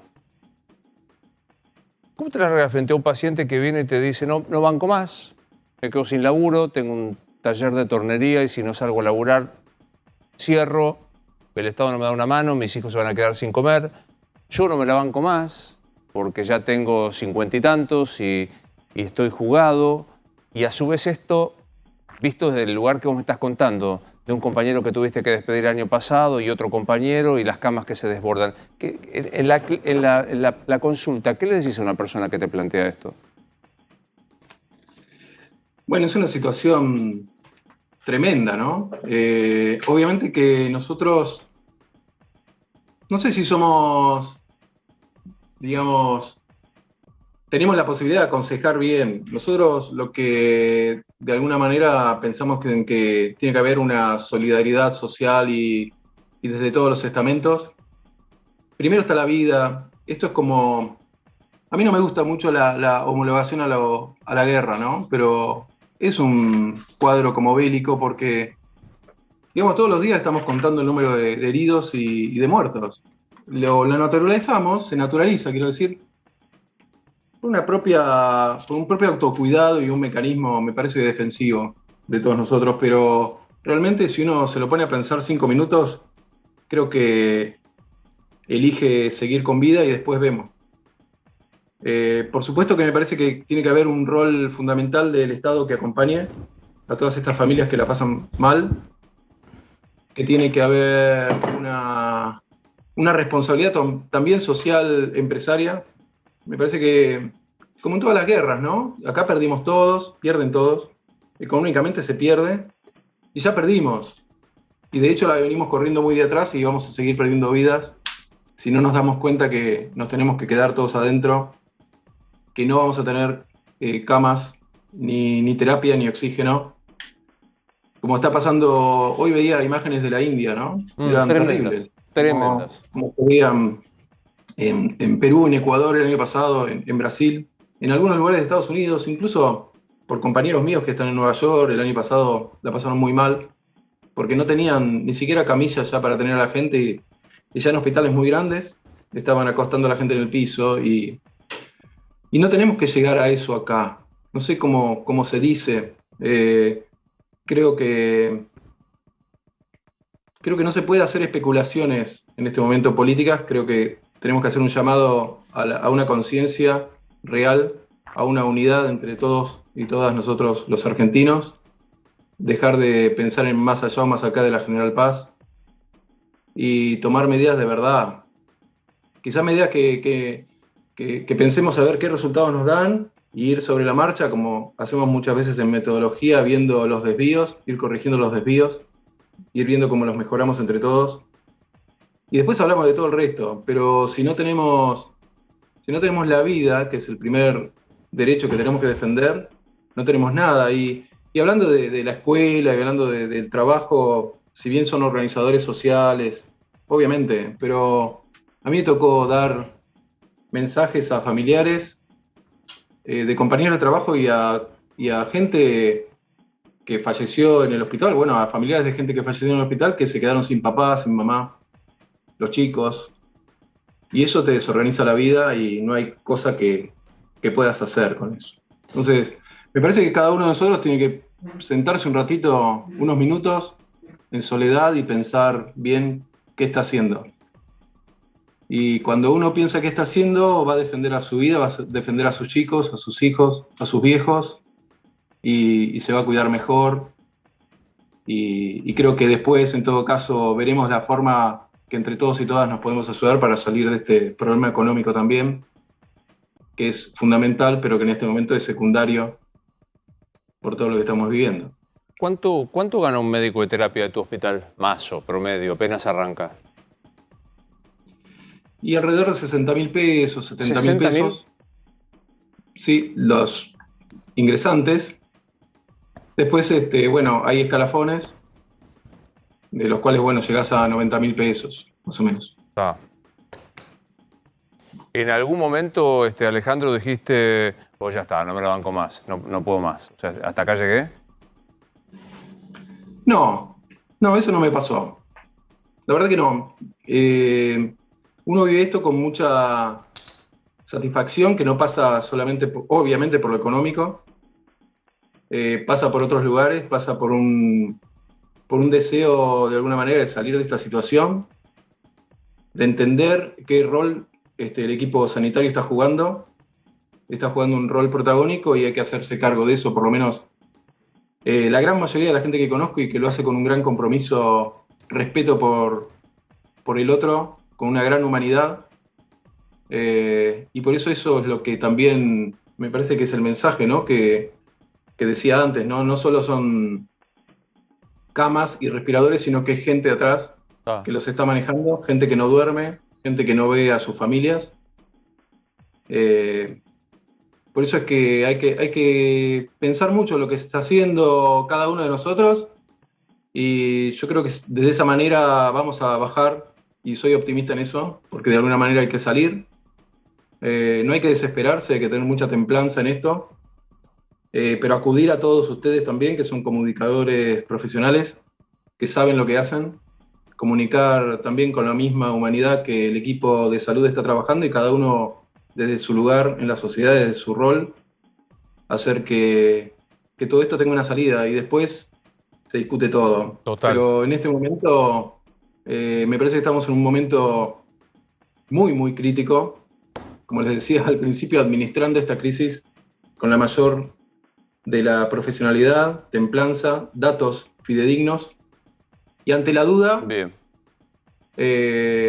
quedarnos un poco quietos en casa y esperar a que pase este momento tremendo. Gracias, Doc. Ha sido un gusto conocerte, como lo hago siempre que hablo con un profesional de la salud, en voz, a los 1.800 empleados de Eva Perón, a todos y cada uno, los camilleros, los laburantes, los bioquímicos, los farmacéuticos, los kinesiólogos y obviamente a los médicos. Así que gracias, un gran saludo. Bueno, gracias a vos, Luis, por compartir esto, y a tu disposición. Por favor. Bueno, voy a ir a conversar con... a veces conjugan los astros y se dan en los programas que tengas la suerte de hablar con gente más inteligente que vos y con más sensibilidad. Ahora me voy a hablar con Federico Delgado, para mí uno de los tipos más inteligentes que me ha tocado entrevistar. Fiscal federal, Federico Delgado, tengo que presentar de esta manera. ¿Sabes qué pensaba? Y me voy ya, me voy para allá, ¿verdad, Zumpa? Tengo que ir allá. Pero me da la impresión, no sé qué les pasa a Rosario y a Martín, qué distinto es escuchar a un médico que te dice, miren, me pasa esto, no tengo más camas, el personal mío, estamos administrando la angustia del personal. El director dice, estoy administrando la angustia de la enfermera, del médico. Qué distinto es escuchar esto y decir, che, paramos un toque la pelota. A que te digan imbécil importante, que venga uno y te diga, estos son los que contagian, estos, viste, los otros que juegan a la chicanita, que te presento en la corte, pero te espero hasta el martes que te extiendo el plazo porque esta vez te desgasto. Tan difícil es reproducir los Sayed en un momento de crisis. Yo no sé qué te pasa escuchando Sayed, Boloña, o la doctora Reina de la semana pasada. ¿Qué te pasa? Nos quedamos en casa. No necesitamos un presidente que nos diga lo que tenemos que hacer, nos quedamos en casa. Son los que están hace 15 meses cuidándonos a todos. ¿Nos quedamos en casa o hacemos lo que ellos digan que tengamos que hacer porque te convence, no porque te retan? No sé, Martín, ¿qué pasa con esto? Inclusive pensaba, ¿no? Nosotros entrevistamos médicos desde que empezó el programa, el 1 de marzo. Sí. Y fueron acompañando con mucha certeza y con mucha sensibilidad todo este proceso. Inclusive en los peores momentos lo han transmitido con una tranquilidad y con una sapiencia que los políticos no tienen y que no han sabido transmitir a la población, sobre todo en estos últimos tiempos. Pero hoy yo escuché un médico, no importa quién, no un médico, investigador del CONICET, no importa, que dijo, la capital son Bolsonaro. Hace falta. Si, con un Sayed que te lo explica, no sé, pues se lo voy a preguntar a Federico Delgado, con quien suelo ver, ¿qué hace Federico? ¿Cómo estamos? Con quien solemos hablar de derecho y esas cosas que nos importan a cuatro locos. Pero, ¿cuántos años tenés vos? 51. Pero, che, son todos menores que yo. O sea, esto es a propósito que me lo hacen. Pero vos estás mejor que nosotros. No, que voy a estar mejor. ¿Qué te pasa? Te veía que estabas atento al doctor Sayed. ¿Qué te pasa con esto? A mí hay una pregunta que me parece bueno, como estamos tranquilos, está bueno para plantearla. Claro. Está bien lo de los políticos, los médicos, la politiquería, pero yo digo nosotros, los ciudadanos. La primera obligación de un ser humano, que es innata, no hace falta ir a la facultad, no hace falta ser abogado, ni psicólogo, ni periodista, es preservar la vida, hacer lo necesario para preservar la vida. Tan es así que en todos los estados de Occidente, si alguien quiere tomar tu vida, vos podés matar a la otra persona. ¿Por qué banalizamos, todos nosotros, yo también me hago cargo de lo que me toca, por qué banalizamos proteger nuestra propia vida cuando no nos cuidamos, cuando desafiamos las normas sanitarias, cuando desafiamos las palabras de los autorizados que son los médicos, cuando vemos cosas como en la India, cuando vemos gente en los hospitales? Digo, ¿qué pasa en los seres humanos? Y yo me respondo a mí mismo, porque como hablo con poca gente, me respondo a mí mismo, digo, siempre la modernización, históricamente hay momentos en la vida del mundo que las sociedades se dislocan, que todo lo que nos parecía que estaba bien está mal, nos desorientamos. Y me parece que el COVID la COVID tiene el mismo efecto que tuvo la industrialización a principios del siglo XX, con las migraciones del campo a la ciudad, con las personas, con las masas a la arena política que la interpelaban y no sabían qué hacer. Me parece que la COVID nos ha desestructurado y ha logrado que en la cabeza nuestra, de todos nosotros, en mayor o menor medida, estemos desafiando algo que nos puede tomar, lo único que nos puede permitir vivir, que es la vida. La vida misma. Eso es lo que no entiendo. Me parece súper interesante. Ahora, yo me permito también pensar no tengo claro. Soy de los como dice mi coterráneo Reinaldo Siete Casas, que está muy seguro de la incerteza de que tiene sobre las cosas, ¿no? Yo digo, está claro que el COVID puede llevarse la vida. Ahora, cuando vos tenés un marco general de discusión en donde 2 más 2 no es 4, según quien lo explique, es muy difícil. Es muy difícil. No quiero nombrar qué. No, pero digo, no ¿vamos importa. a clase o no vamos a clase? No, pero si vos dijiste que sí, vos dijiste que no. Entonces, cuando ve el chiquitaje de la discusión, es muy difícil. Mirá, yo estaba estudiando estos días, hay explicaciones sobre cómo se caen los regímenes políticos, cómo se caen las democracias, para decirlo brutalmente. Y siempre uno piensa en el golpe de Estado, en la pobreza, en la revolución, en los militares, en los bolcheviques. Pero hay un autor que se llama Juan Linz, que murió, que era alemán, que en los años 60 escribió un libro, pero estructurado básicamente, para decirlo brutal y rápidamente, total Linz ya no me escucha, en la irresponsabilidad de los dirigentes políticos. Como que los dirigentes políticos empiezan una carrera que es un juego suma cero, que es signado por lo contingente, por lo inmediato, donde no importa otra cosa que con las anteojeras, y que, dice el tipo, increíblemente son las personas que con sus acciones terminan socavando todos los regímenes políticos. Y llega un momento que ninguna sociedad puede vivir en medio de una sangría institucional que se prolongue por demasiado tiempo. Porque nosotros, los ciudadanos, ¿qué hacemos cuando votamos? Delegamos nuestro poder. Decimos, bueno, está bien, yo no quiero participar de las cosas públicas, le doy mi poder a usted es mi delegado, por eso el presidente es el primer mandatario, porque es el primer delegado nuestro. ¿Para qué? Bueno, para que administre las cosas comunes, para que nos solucione un poco la vida a través de las instituciones. A mí me agobia un poco la irresponsabilidad, el diletantismo y este tacticismo que me parece que a veces es un juego que no le conviene ni siquiera a los propios que lo juegan. Es muy interesante. La irresponsabilidad como modo socavar. Absolutamente. El sistema. O sea, porque es irresponsable. Yo digo, yo veo los cruces que hay, sí, que incluso me hago cargo primero porque somos los que difundimos y a veces buscamos. Sí, claro. Porque digo, nosotros todos también entramos en un punto. Cuando consumimos, cuando intervenimos en redes sociales, cuando hacemos del rumor una industria, cuando hacemos de los rumores títulos, cuando nuestra vida por ahí una semana está estructurada discutiendo rumores, que nadie sabe dónde salen, ni quién los pone, o en redes sociales. Pero el resultado de eso, si uno se aleja un poquito, es que lo que estamos socavando es el régimen político y es vivir organizado en base a derechos, que es lo que tenemos. A mí me preocupa mucho. Mientras hablamos al presidente de la Nación, Marcelo, sale el presidente, ¿verdad? Salió el presidente, Luis, exactamente. Acaba de subirse a un vehículo, va a ir hasta acá nomás, al helipuerto, eso quiero decir, de la Casa Rosada que está aquí atrás. Ya escuchamos al helicóptero presidencial que ha encendido sus motores y allí se va entonces el presidente de la Nación, Luis. Ahí estamos. Bueno, reiteremos que decía Rosario, los infectólogos han pedido 72 horas de recolección de datos antes de tomar medidas, así que no tendremos en lo inmediato una resolución. Gracias, Marcelo. Primero, ¿zafaste del COVID? Por ahora, sí. ¿Y cómo estás personalmente con eso? No, estoy angustiado, digamos, pero soy consciente, trato de ver el vaso la mitad lleno. Mi optimismo es patológico, siempre te lo digo. Me parece que dentro de toda esta tragedia, que me parece que es una crisis civilizatoria, Occidente va a redefinir su modo de vida. Yo, la verdad, por ahí no quiero pecar de soberbio, pero cuando discutimos escuela sí, escuela no, adentro o afuera, muchachos, la escuela nunca va a ser como era. La ley 1420 cambió para siempre, digamos, como va a cambiar todo para siempre. Entonces también me parece que hay una chance fenomenal que mi generación, tu generación, nuestra generación nunca pensó que la iba a tener, que es la de protagonizar la chance de edificar un nuevo mundo. De edificarlo de nuevo. Puede salir mal, puede salir bien, pero tenemos la chance de edificarlo. Pero me parece que para eso también hay que profesionalizar la discusión.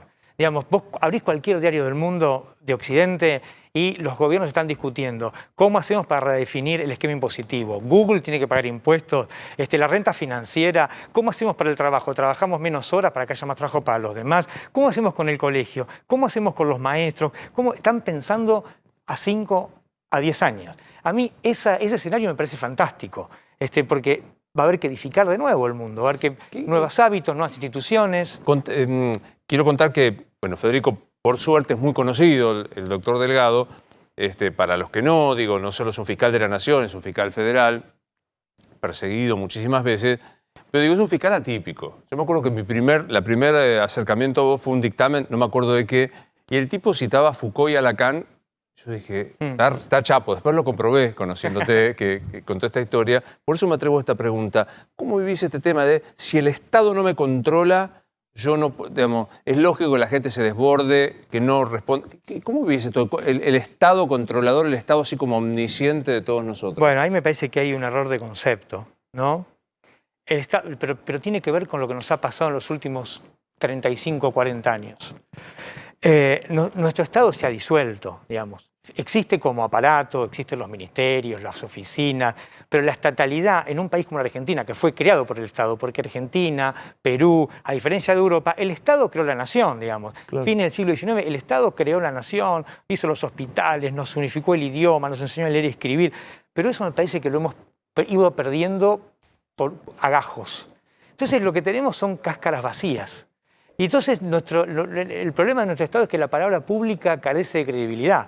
nos pasa en la justicia, nos pasa en los ministerios, nos pasa en los diputados, en los senadores, en todos. Entonces ahora, de golpe, cuando se nos viene el agua encima, como fuimos creados por el Estado, inevitablemente miramos hacia el Estado y miramos hacia la palabra pública a ver qué hace. Pero es una palabra que la hemos desgastado, maltratado, usado privadamente, y tenemos el Estado que tenemos. Entonces el Estado dicta una norma y es desafiado por cualquiera. El Estado quiere hacer cumplir una norma y le cuesta horrores. Entonces me parece que lo que también es el COVID es, como decían Marx y Engels, ¿no? Es como un fantasma que recorre el mundo en el manifiesto y deja las cosas tal cual como son. Y en un punto tenemos y estamos sufriendo y padeciendo lo que colectivamente hemos creado, digamos, porque tampoco es cuestión de los políticos. Los políticos, digamos, sí, tienen mucha responsabilidad, mucho más que el señor que trabaja 8 o 10 horas. Claro. Obvio que tiene más responsabilidad, pero acá hay una hechura que es colectiva. Pero yo estoy de acuerdo, ¿no? Pero me parece que, y cierro sí, con por esto, favor. pero me parece que la política en sentido amplio, más allá de los partidos, la dirigencia en general, sobre todo los que tienen cargos públicos, cuando aceptan el cargo, prometen lealtad a un librito que se llama Constitución. Y la lealtad a la Constitución requiere un montón de comportamientos que están ahí especificados, escritos, y que tienen que ver con eso que Germani llamaba el lenguaje normativo de lo fáctico. Es decir, no solo hay que hacer, también hay que parecer. Claro. Y a veces que eso es básico. Pero estamos sufriendo también desde hace mucho tiempo. Nosotros, hay un libro de Gargalera, un concepto maravilloso que es la extorsión democrática, lo llama él. Y dice, la democracia a veces, y por la oferta electoral, nos obliga a votar por cosas por el mal menor, aunque sabemos que ahí adentro de ese mal menor hay cosas que aborrecemos. Ahora, y él lo llama la extorsión democrática, me parece buenísimo. Pero además, en ese proceso que nos lleva a esa elección limitada que no nos gusta, también hay algún tipo de responsabilidad de todos nosotros. Porque si insistís con lo mismo, es casi inevitable que suceda lo mismo. Es inevitable, esto digamos, es metodología. Si hago siempre lo mismo, el resultado va a ser exactamente el mismo. Sí, después viste quejar, pero estos tipos, bueno, caramba, aparte a nuestra edad de vuelta, hoy estamos con la edad, obvio, ya no me puedo dar por ingenuo. Claro, ya sabemos de dónde viene la gente, cuál es su biografía, cuál es su historia, y no podemos pedirle a Messi que toque el violín. Messi es un excelente jugador de fútbol, probablemente no habrá otro como él, pero es un gran jugador de fútbol. Por ahí no es un director de orquesta. ¿Qué pasa con el tema? Viste que hay discusiones. En el medio del COVID te quieren traficar una reforma judicial. ¿Hay algún intento de verdad modificar algo en serio o es de vuelta más de lo mismo? Mirá, perdón, te lo debía, es mi tesis sobre el punto. Uy, qué bueno. Es mi tesis sobre el punto. Acá voy. ¿Acá dónde lo muestro? ¿Acá? Para verlo acá en este momento. Súper recomiendo los libros de Federico Delgado. Y es tu tesis. ¿Por qué? Asquerosamente te voy a pedir que lo resumas en 2 minutos. Un minuto. A mí me parece que la Argentina, el formato del poder político en la Argentina funciona con una cuota de impunidad. El formato del poder político en la Argentina requiere para funcionar una cuota de impunidad. Y la justicia, un sector del Poder Judicial, porque hay muchos jueces buenos y fiscales buenos, pero el espíritu de la institución es la que garantiza ese componente de impunidad que requiere nuestro juego político, nuestro formato político para funcionar. Y me parece que hasta que no sinceremos la discusión e intervengamos en ese punto, estamos condenados a discutir si 50 jueces bien, si 12 jueces no, si 100 fiscales, si es juicio oral, hay un montón de cosas que se pueden hacer en el medio, eso está claro, yo no soy un maximalista. Hay que hacer reformas con letra chica, con revoque fino, pero me parece que no hay que perder de vista cuál es el diagnóstico. ¿Para qué sirve nuestra justicia, nuestro sistema institucional realmente existente? Bueno, sirve para que el delito de cuello blanco no pague, para que el lavado de dinero no pague, para que la evasión impositiva no pague, para que la corrupción no pague. ¿Y quiénes son los que protagonizan ese tipo de delitos? Es un grupo muy pequeño de personas, pero son como decía Oscar Allende, los que mueven las palancas. Entonces me parece que ahí hay un juego peligroso, un juego que hay que comprender, que hay que entender, y hay mucha gente que lo sabe, esto yo no sé ningún iluminado. Me parece que hasta que no sinceremos la discusión francamente y nos pongamos de acuerdo para decir, bueno, vamos a hacer un sistema institucional que de verdad le mejore la vida a la gente, una justicia que de verdad le arregle la vida a la mujer golpeada, al tipo que lo echaron del laburo, al jubilado, que castiga al corrupto. ¿Queremos de verdad eso? Bueno, sentémonos y empecemos por el principio. ¿Cómo se designan jueces? ¿Cómo se designan fiscales? ¿Cómo se designan empleados? ¿Cómo se designan funcionarios? ¿Cuánto estudian? ¿Dónde estudian? Y listo. Pero hay algo que es interesante, ¿no? Vos decís, el sistema político argentino necesita de una dosis de impunidad. Yo a veces suelo decir, el sistema capitalismo necesita de una dosis imprescindible de corrupción. Sí, porque, claro. porque no funciona. No puede funcionar. El cuento es la dosis. El tema es la dosis. Digamos, yo siento que el nivel de la cuota de impunidad de nuestro sistema es alto. Es muy alto el déficit que tiene. Digamos, la corrupción no se va a extirpar nunca porque los humanos no somos ángeles, como decía John Madison. Pero me parece que el tema son los grados. Hay grados que cuando vos tenés, me parece a mí, cuando los argentinos tenemos la mitad de nuestros compatriotas con problemas para tener garantizado el derecho a la existencia, que es el primer derecho, porque después los demás, ¿para qué te sirven? El derecho, si ese derecho está en crisis y la mitad de nuestros compatriotas lo tienen en crisis y eso viene en un tobogán desde hace muchísimo tiempo, me parece que hay un problema del formato del sistema político. Hay algo que está haciendo muy bien para algunos, pero que es muy hostil para el resto. Y la justicia no puede escapar nunca a eso. Aunque haya jueces buenísimos y gente con muchas pilas y chicos que laburan bárbaro, el sistema como formato no puede escapar a eso. Total. Voy a hacer una pequeña pausa y quiero seguir charlando con vos. Lo veo Martín, que está muy atento para... ¿Vos interviniste en la causa Bolsos de López? Sí, claro. ¿Te tocó a vos? Claro. Pero como estoy grande, me olvido de quién era... Sí.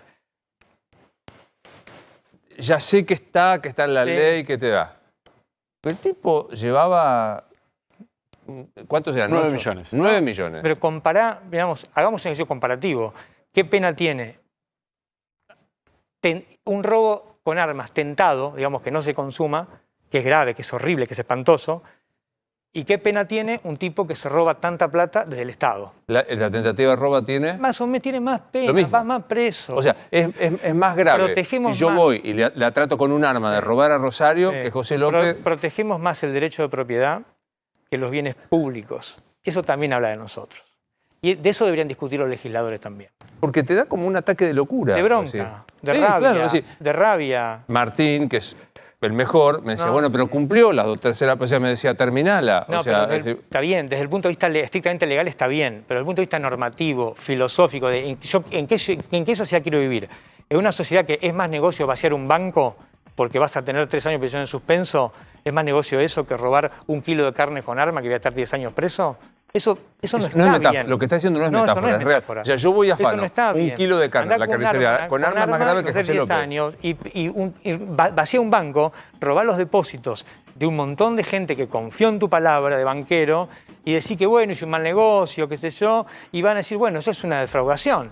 Bueno, pero es primario, el señor Novalello es primario. Bueno, no vamos a dar 6 años, démosle 3, démosle 4. Lo cual es por ahí vas a estar 6 meses en cana y el resto con la plata en un paraíso fiscal. Eso no está bien. Me está invitando a que robe, o sea, prácticamente... No, claro. Voy a hacer una pausa a esto, porque algunos lo hablamos. Vos trataste de establecer la trazabilidad de la plata de López. Claro. Porque López nunca... Un poco de esa plata, de esa gran gama, había unos fajos termosellados, que preguntamos a los gringos, que son los que los fabrican y los que los tienen, y la ruta nos llevó a un banco que no existía más, que era Finansur o algo parecido. Estaba que lo vi en televisión, porque por ahí le pifié una letra. Pero está cerrado el banco, no existe más. Ya no existía cuando la plata apareció. Y la verdad que cuando a López se le preguntó, acá en la Argentina un tipo puede no declarar y puede mentir, además si declara, que no declare, que pueda no declarar está bien, porque nadie tiene que incriminarse. Pero mentir es algo que podemos discutir, pero acá se puede.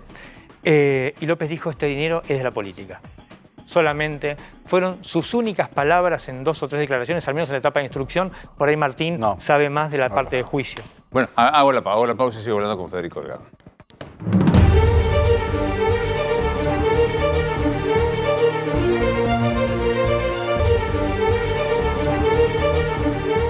Estamos con el fiscal Federico Delgado, siempre un placer charlar con él. Martín.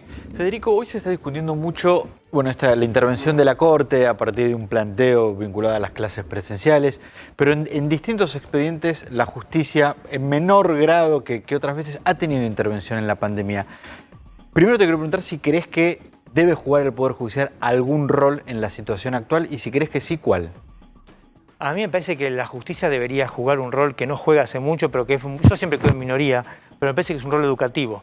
En un lugar como la pandemia sería fantástico que la justicia genere ciudadanía, que explique a través de videos, a través de intervenciones en redes sociales, qué es lo que está en juego, por qué la ley, no aplicar la ley, sino explicar por qué la ley dice tal cosa, a qué apunta la ley cuando prevé tal otra, qué es lo que se está balanceando. Eso me parece decisivo. Después la justicia sufre siempre, a veces también la justicia sufre, que es esto de el uso privado de los expedientes que se mezcla con depositar en la justicia problemas políticos, digamos, y eso siempre es una ensalada que termina casi siempre mal.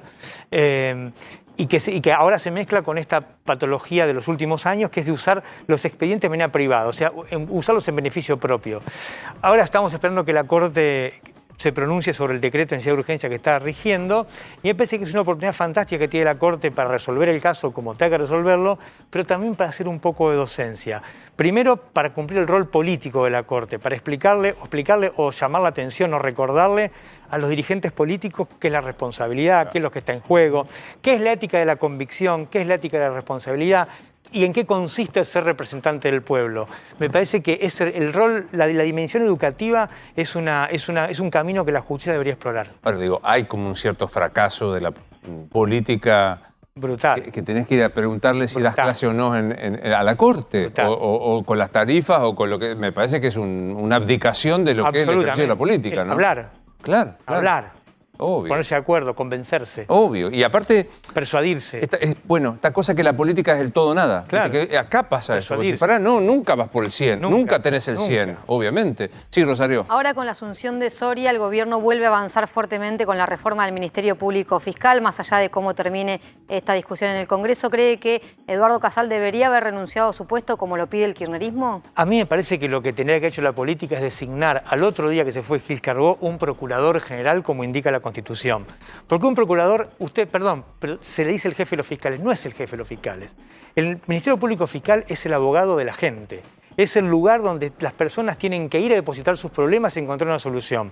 El Procurador General es el que tiene que organizar ese espacio, el que tiene que diseñar la política criminal, decir, che, vamos a perseguir estos delitos primero, estos segundo, vamos a enfatizar esto, lo otro. Y no es un tipo que puede dar órdenes a un fiscal, lo que puede hacer es organizarle la vida, el trabajo, no al fiscal, sino para que la sociedad tenga un lugar donde ir a depositar sus angustias, sus problemas. Pero para eso, que hay que hacerlo, hay que poner un procurador que tiene que tener la legitimidad que dice la ley que tiene que tener. Y Casal es un hombre que se topó con eso. Se fue Gil Carbó, renunció Gil Carbó, y Casal es un tipo que lo pusieron ahí literalmente porque era el más antiguo, porque eso dicen las normas, y que yo la verdad que no hablo con Casal, no lo conozco a Casal, lo vi 2 veces en mi vida, pero no sé si es un hombre que desea estar ahí. Lo que sí sé es que la política abdicó de algo que tenía que hacer, que es nombrar procurador general, como tampoco pudo nombrar el defensor del pueblo de la nación.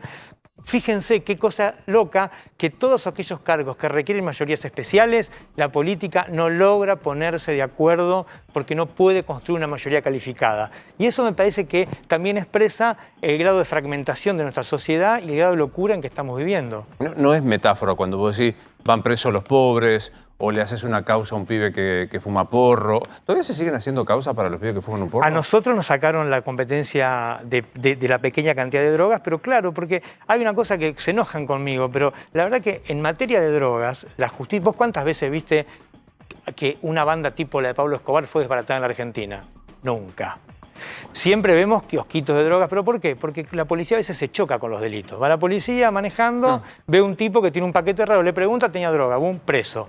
Otra vez va un pibe en una plaza, boom, preso. Otra vez ve que en una casa sale mucha gente, algo medio extraño, dan plata, preso. Pero nunca hubo una estrategia de verdad, y eso tiene que ser un procurador general, una estrategia criminal de perseguir el narcotráfico. Muchachos, vamos acá por esto. No, lo que hacemos es esperar que la policía se choque. La policía se choca con lo que se topa, con lo que encuentra. Y a veces se topa con pibes que tienen porros y los detiene. Digamos, pero me parece que no es un problema solamente de la policía. La policía no le dicen esto no lo busques, esto sí, tampoco tiene eso. Entonces pasan las cosas, pasa esta locura que todo el mundo o mucha gente tiene drogas en la ciudad, pero no sabemos quién la trae ni quién la vende. Claro, sí, insólito.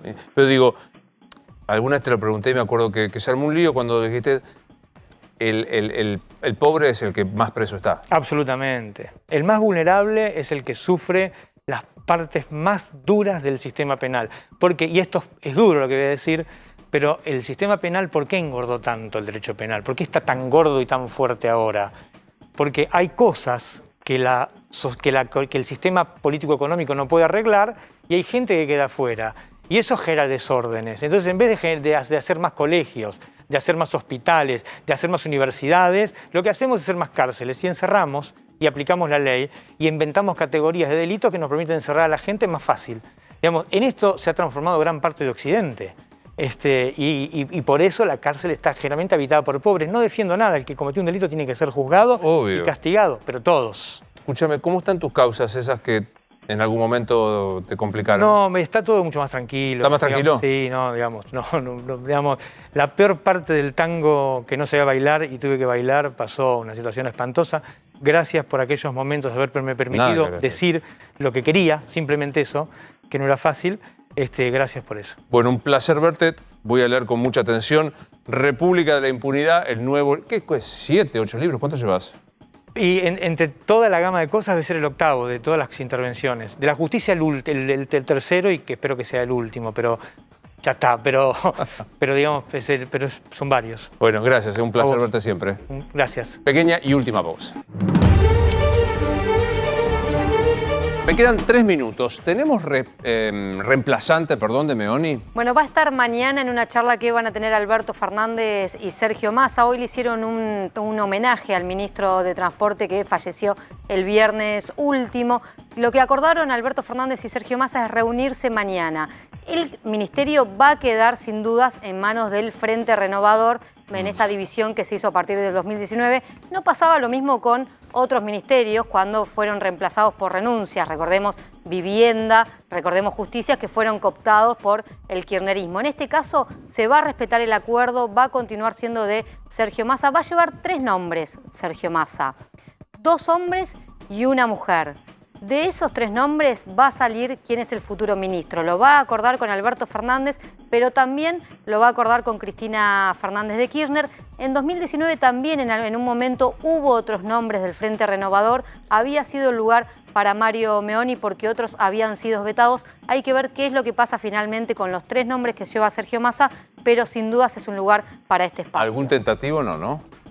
Lo guardamos para mañana. Okay, mañana. Nosotros lo adelantamos mañana. Sobreseimiento de dólar futuro con apelación. A la Corte, exactamente. Hoy el fiscal federal Raúl Ple apeló el fallo de hace 2 semanas en el que la Cámara de Casación había sobreseído tanto a la vicepresidenta Cristina Kirchner, al gobernador de la provincia Axel Kicillof, y le pidió a la Corte que revoque esa decisión y que mande la causa a juicio oral. En realidad ahora hay un paso anterior, que es que Casación tiene que aceptar o no este planteo para enviarlo a la Corte. En el caso que Casación no lo acepte, el fiscal puede ir con otro recurso directamente a la Corte. Y ponemos en la placa una última información que seguramente es algo que vamos a escuchar a partir de los próximos días, que son posibles críticas al fiscal Ple por esta decisión, porque hace un tiempo se conoció que entre los jueces y fiscales que visitaban a Macri en la Quinta de Olivos, uno era el fiscal Raúl Ple, tuvo una visita, y esto se enmarca porque lo dijo la propia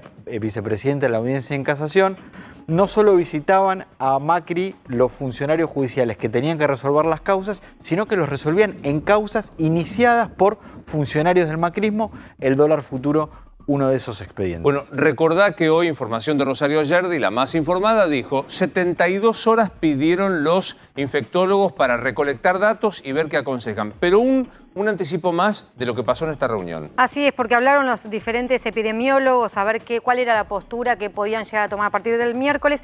Pedro Can lo que dijo es: hagamos un semáforo epidemiológico y que cada jurisdicción, de acuerdo a los casos que tenga, defina qué medidas a tomar. Es decir, que ya no defina la política, que ya no haya discusiones políticas. Se llega a determinada cantidad de casos y se toman automáticamente determinadas medidas. Un buen dato. Bueno, nos estamos yendo gracias a Royaz. Estoy feliz de vestir Royaz, el Salón Berlín, que es mi barbería, la del señor Angulo y el señor Nacho Mercería Ortelli. Muchas gracias a Plata Madre, que se ocupa de esto. Soy Luis Novarricio. Nos vemos mañana. Se quedan con Mangel y luego con mi amigazo Babi Checopar.